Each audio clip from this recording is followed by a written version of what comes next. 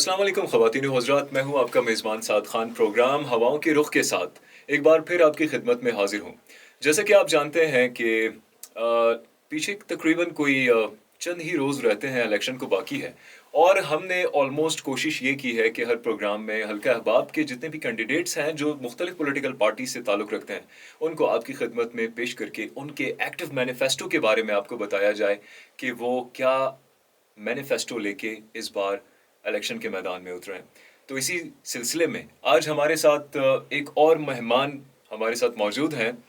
کسی تعارف کے محتاج نہیں، بڑے اچھے سوشل ایکٹیوسٹ ہیں اور پارٹی میں تقریباً 2007 سے موجود ہیں۔ جی ہاں، ون اینڈ اونلی جناب سالار خان، آپ کے پروگرام میں خوش آمدید کہتے ہیں۔ کیسے ہیں آپ؟ خیریت سے؟ بہت شکریہ، اللہ کا کرم ہے۔ آپ کیسے ہیں؟ الحمدللہ۔ Salar, I really want to know کہ آپ کی ایجوکیشن کتنی ہے اور آپ کا پولیٹیکل بیک گراؤنڈ کب سے ہے، اور پولیٹیکل بیک گراؤنڈ کے بارے میں جاننا چاہوں گا۔ میں اس سے پہلے کوشچن کا جو ہے نا پورا جواب دینا چاہوں گا۔ 2007 میں نے جو ہے نا پی ٹی آئی جوائن کی تھی، 2007 میں، اور وہ پرانا بیک گراؤنڈ تو بتا دیا کہ یہاں پہ ہمیں نظریات سمجھ نہیں آ رہے تھے۔ عمران خان جب سیاست میں آئے، یا جب ہمیں اتنا شعور ہوا کہ خان صاحب ہیں، آپ کو پتہ ہے اس وقت کی یوتھ کا ایک عشق ہمیشہ سے رہے ہیں، وہ ایک میرا خیال میں اتنا بڑا ہیرو، اسپورٹس سیلیبریٹی یا ویسے جو ہے نا کہہ لیں نہیں رہا پاکستان کی تاریخ میں۔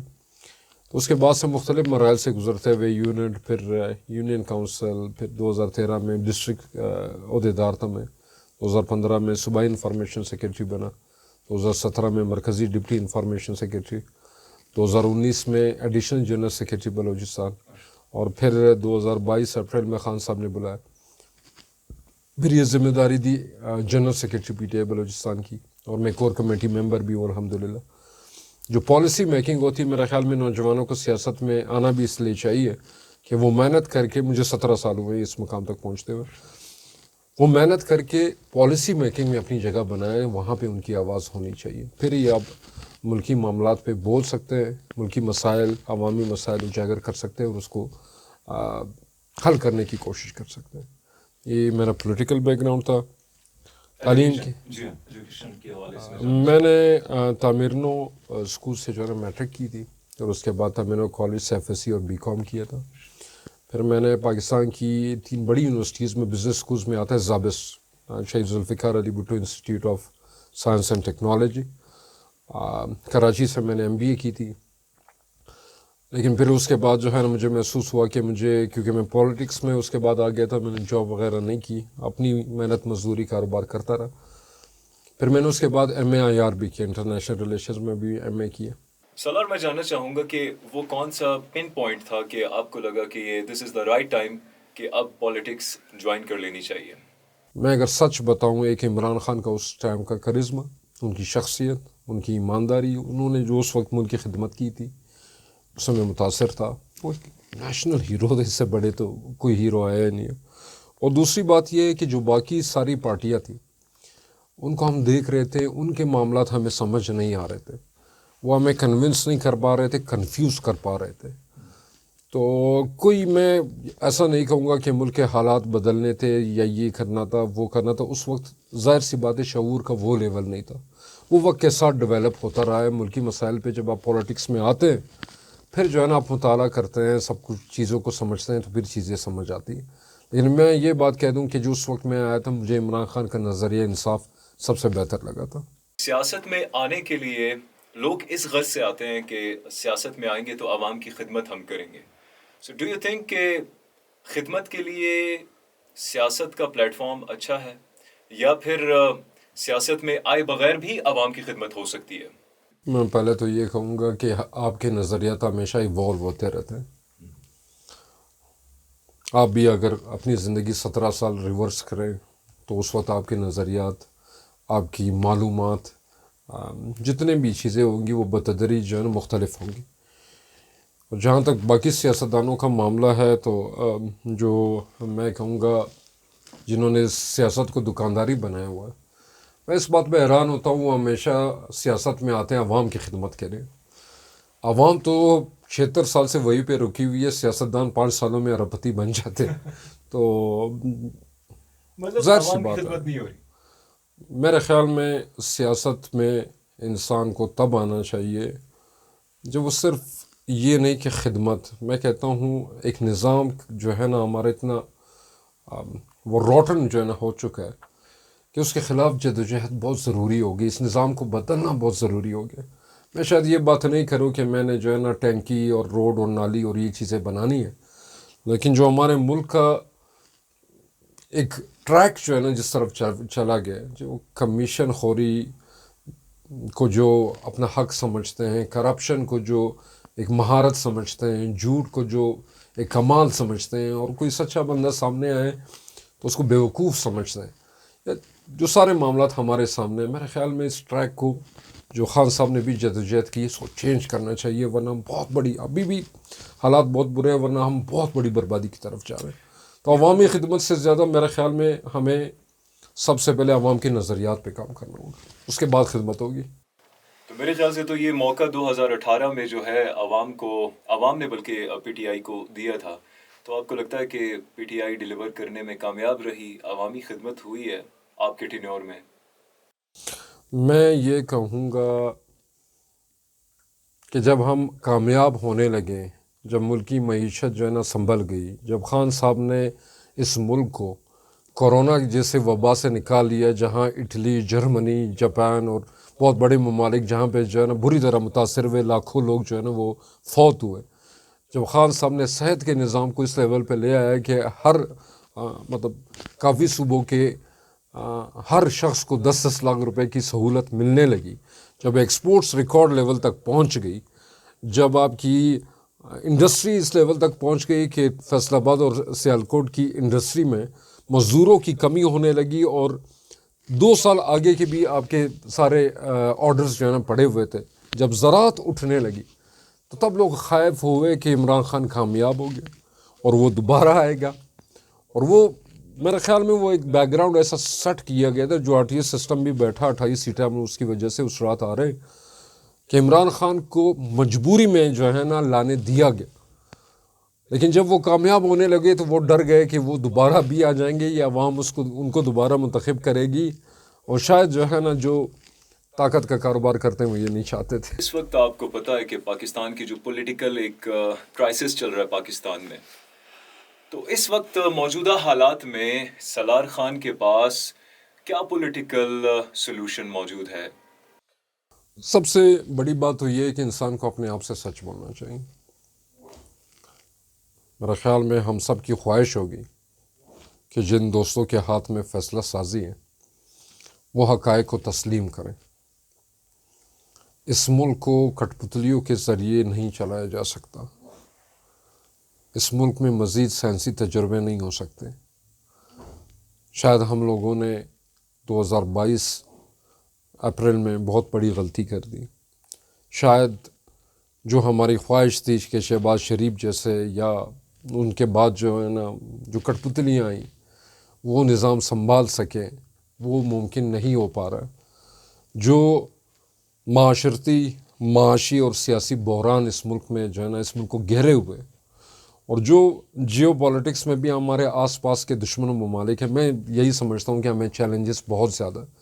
اوور آل اس موجودہ صورتحال میں آپ کو کیا لگتا ہے کہ پی ٹی آئی کی اپوزیشن اس وقت کون ہے؟ آپ کو لگتا ہے کہ کون سے بیرونی ممالک ہیں، بیرونی ریاستیں ہیں جو اس وقت پی ٹی آئی کی اپوزیشن ہیں، یا اندرونی سمجھتے ہیں کہ رکاوٹیں ہیں؟ کوئی بھی ملک ایسا نہیں ہے کہ وہ ایسولیشن میں جو ہے نا آپریٹ کرتا ہے۔ ہم یہ سمجھتے ہیں کہ ہمیں چیلنجز جو ہے نا دونوں طرف سے ہیں۔ دو طرفہ چیلنجز۔ جی، ہم یہ سمجھتے ہیں کہ ہمیں اپنی اندرونی پالیسیز کو بہتر کرنا ہوگا، اور ہم یہ سمجھتے ہیں کہ بیرونی جو سازشیں ہو رہی ہیں ان کو سمجھنا ہوگا، اور اس کے خلاف ایک ایسی مدبرانہ حکمت عملی لانی ہوگی کہ ہم نہ صرف اس خطے میں سروائیو کر سکیں بلکہ ایکسل کر سکیں۔ اس وقت افغانستان تک ہم سے آگے بڑھ رہے ہیں، مطلب یہ نہیں کہ وہ ہمارا کوئی خدا نخواستہ دشمن ملک ہے، لیکن اس کے حالات بہت مشکل رہے، اس وقت وہ بھی آگے بڑھ رہا ہے، کیونکہ میرے خیال میں اس ملک میں اب بتدریج انصاف کا نظام بھی بہتر ہو رہا ہے، تو وہ بھی ان کا بھی جو ہے نا اب 1 روپیہ ہمارے 3 روپے کے برابر ہے۔ تو یہ بہت بڑا میرے خیال میں یہ ایک المیہ ہے، ہمیں اس سے سبق لینا چاہیے، اس سے پہلے بہت زیادہ دیر ہو جائے۔ بہرحال پاکستان کی پولیٹیکل جو کنڈیشن ہے وہ بھی ہمارے آپ کے سامنے ہے۔ ہم ذرا پیچھے کی جانب آئیں گے۔ آہستہ آہستہ ہم بات کرتے ہیں بلوچستان کی. بلوچستان کے جو مسائل ہیں اور یہاں پہ ایک عرصے سے کرائسز ہیں، پولیٹیکل کرائسز ہیں، انسرجنسیز ہیں، تو بلوچستان کے حوالے سے آپ کیا کہنا چاہیں گے؟ بلوچستان کو ہمیشہ جو ہے نا لوگ جو بڑی پارٹیاں ہیں خاص طور پر وہ 16 سیٹوں کی جو ہے نا اس نظر سے دیکھتے ہیں، 16 قومی اسمبلی کی سیٹیں. اس وجہ سے ہماری وقت اور اہمیت بہت کم رہی ہے. میری ہمیشہ اپنی پارٹی میں بھی یہ جدوجہد رہی ہے اور دوسروں سے بھی میں یہی کہنا چاہوں گا کہ ہمیں 2 کروڑ زندہ انسان سمجھیں. جو ہم باتیں کرتے ہیں، جن نظریات کا ہم پرچار کرتے ہیں بطور مسلمان کہ دریائے فرات کے کنارے اگر کتا بھی مر جائے تو عمر سے پوچھا جائے گا رضی اللہ تعالیٰ عنہ، تو میرا خیال میں یہ 2 کروڑ زندہ انسان بھی انہی حقوق کے حقدار ہیں جو باقی پاکستان کو ملتے ہیں. اور چونکہ ہمارے ملک میں یہ خطہ، یہ صوبہ جو ہے نا بہت زیادہ ڈیپریویشن میں، بہت زیادہ محرومی بہت زیادہ ہے، تو میرے خیال میں باقی بھائیوں کو اس پہ زیادہ محنت کرنی چاہیے کہ یہ خطہ ہم اوپر اٹھا سکیں.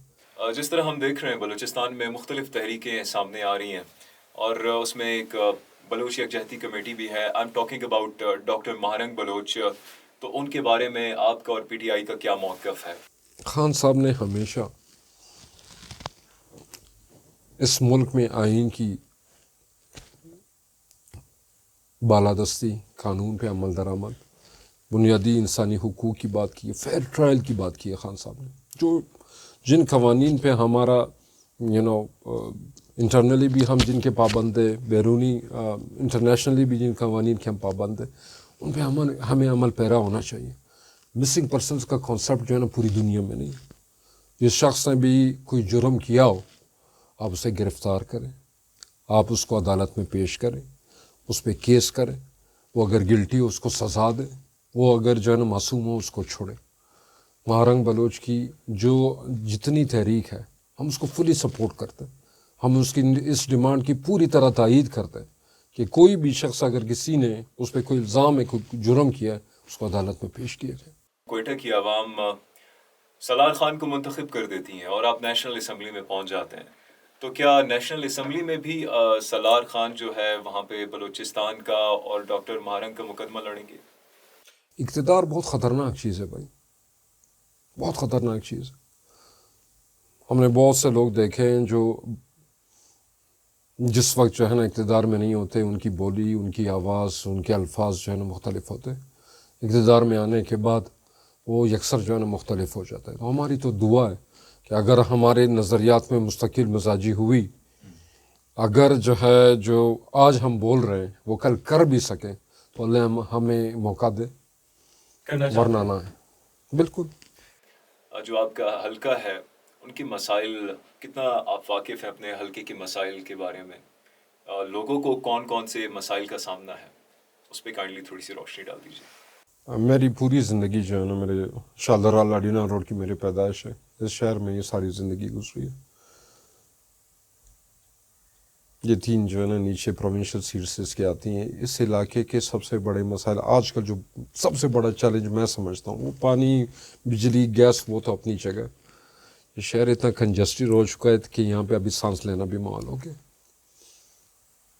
ہماری کوئی بھی اربن پلاننگ جو ہے نا نہ ہونے کے سبب آج کل یہ حالات ہو گئے ہیں کہ خدا نہ خواستہ آپ کے ساتھ جو ہے نا کوئی ٹریجڈی ہو، کوئی مریض جو ہے نا، کوئی کسی کو ہارٹ اٹیک ہو، کوئی دوسرا مسئلہ ہو، یہ شہر میں اتنی ٹریفک ہے کہ ان کو آپ موٹر سائیکل پہ بھی جو ہے نا اسپتال نہیں پہنچا سکتے. آپ کو کندھے پہ لے کر اس شخص کو جو ہے نا وہاں پہنچانا ہوگا. اس شہر کا سب سے بڑا مسئلہ، چاہے وہ پانی کا ہے، چاہے وہ بجلی کا ہے، چاہے وہ گیس کا ہے، چاہے وہ ٹریفک کا ہے، وہ اربن پلاننگ نہ ہونے کے سبب ہے.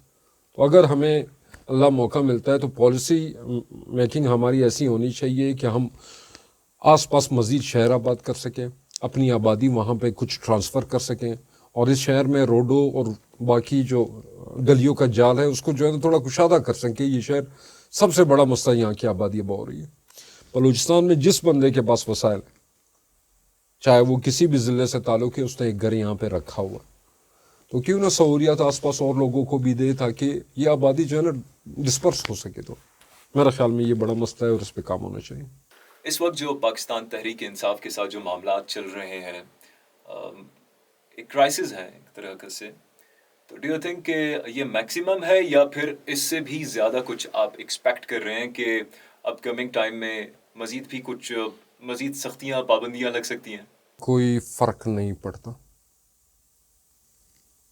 जो हमारे नज़रियात हैं, जो सियासी अकायद हैं, जो इस मुल्क के लिए हमारे जज्बात हैं, जो अपने दीन से हमारा ताल्लुक़ है, हम ये समझते हैं कि हम हक़ पे, और हम ये समझते हैं कि इस मुल्क की निस्बत, इसके अवाम की निस्बत जो हमारे फ़राइज़ हैं वो हमने हर हाल में पूरे करने. हमने कोई जंग नहीं छिड़ी, हम पे एक जंग मुसल्लत की गई, हमारे पीछे दीवार ही और आ गई है और रास्ता ही नहीं है कि हम और पीछे हटें. हम ये समझते हैं कि कानून की पासदारी और आइन की बालादस्ती एक बहुत बुनियादी हक़ है जो इस पाकिस्तान की आवाम को मुयस्सर होना चाहिए. सलार खान, हर पॉलिटिकल पार्टी का अपना एक मैनिफेस्टो है, पाकिस्तान तहरीक इंसाफ का भी अपना एक मैनिफेस्टो है.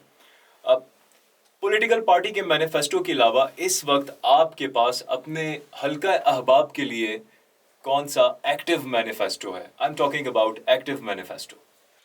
जो लोग नालियों की या गलियों की या वो सारी जो है ना बातें करते हैं और लोगों को ब्लैंक चेक भी दे रहे हैं उस हवाले से, मेरे ख्याल में वही लोग फिर कल इन लोगों का खून चूसेंगे, इनकी नालियाँ भी बेचेंगे. 10 करोड़ कोई बंदा खर्च करेगा, वो कहाँ से जो है निकालेगा? इन्हीं लोगों से का खून चूस कर निकालेगी. इनकी नौकरियाँ भी बिकेंगे, फिर इनकी नालियाँ भी बिकेंगे, इनके ठेके भी बिकेंगे. हर चीज़ जो है ना वो फॉर सेल होती है. मतलब आप अंदाज़ा करें 1 करोड़ रुपये अगर कोई बजट होता है, आपको पता है सिर्फ 32 लाख ठेकेदार तक पहुंच पाता है. ठेकेदार भी फिर उसमें से जो है ना मुनाफा खाता है. तो हमारा तो सबसे बड़ा मसला ही नज़रियात का है. अगर ये नज़रियात हम इस पे कर दें कि 1 करोड़ में से बजट जो है ना फिर बनना है और काम होना है, तो कितने का जो है ना काम हो जाएगा. ये मसला ही नज़रियात का है. अगर ये हम बेहतर कर सकें, हमारी कौम को ट्रैक पे ला सकें, नाली बहुत सारे मामला जो है ना फिर वो मसला नहीं रहेंगे. ये तो बहुत छोटी बात है. इलेक्शन में आपका इलेक्टोरल सिंबल कौन सा है? अपना वो इंतखाबी निशान भी हमें बता दीजिए प्लीज़. हमारा इलेक्टोरल सिंबल तो बहुत अरसे से बैट था, फिर बल्लेबाज बना, उसकी भी एक अगवा बर बयान की साजिश हुई. फिर रात को जो है ना मैं इलेक्शन कमीशन ही जा रहा था, मुझे पुलिस ने रोक लिया और मुझे जाने नहीं दिया गया. तो हमारे दोस्तों ने जो बन सका, इस वक्त मेरा इंतखाबी निशान हुक्का है. हुक्का? जी, तो हमारे आपके कल्चर का हिस्सा भी है. हमारे बुज़ुर्ग बड़े शौक़ से पीते थे. पश्तो बलोची फ़ारसी में इसको चिलम कहते हैं. तो वो हमारा इंतखाबी निशान है, लेकिन असल इंतखाबी निशान हमारे खान साहब हैं. Thank you so very much Salaar Khan. Last में यूथ को क्या पैगाम देना चाहेंगे कि वो आपको इलेक्शन वाले दिन वोट दे? गुजारिश ये कि पाकिस्तान की यूथ इतनी बाशऊर है माशाल्लाह, और उनके पास ज़ुबान की ताकत भी इस वक्त है. अल्लाह ने कुरान मजीद में फ़रमाया कि इंसान को मैंने कलाम की ताकत दी है. सोशल मीडिया इनके पास है, इतना शऊर इनके पास है कि वो देख सकते हैं कि एक शख्स एक तरफ खड़ा है और 13 या 26 या 40 पार्टियाँ जो है ना दूसरी तरफ खड़े. एक तरफ करप्शन है और एक तरफ जो है ना आपके हुकूक है.